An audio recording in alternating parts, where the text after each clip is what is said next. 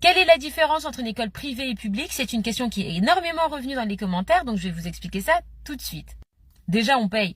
On paye pour un service et à partir de là, le service doit être rendu. C'est une approche complètement différente et l'investissement aussi de chaque professeur est quand même assez différent. Ensuite, il y a le niveau d'exigence, certainement scolaire, mais surtout au niveau de l'éducation, du comportement. Moi, pour avoir donné des cours de soutien de maths à des collégiens et lycéens, quand j'étais étudiante, que ce soit niveau collège ou niveau lycée, je voyais une grande différence en termes de ponctualité, de politesse, de respect entre les deux types d'élèves. Dans un cas, ça venait des parents et de l'éducation à l'école, et dans l'autre cas, ça venait et des parents et de l'école. Donc forcément, le troisième point, c'est l'enseignement religieux qu'on ne va pas du tout retrouver dans le public, qui est laïque. Donc voilà, si vous avez à cœur que votre enfant soit sensibilisé à ça, ça peut être intéressant. Et on m'a demandé aussi, mais pourquoi avoir inscrit ta fille en très petite section au privé, alors que finalement, à cet âge, ça change pas grand-chose? Et ben, j'y répondrai dans une deuxième vidéo, puisque quelqu'un m'a explicitement posé cette question.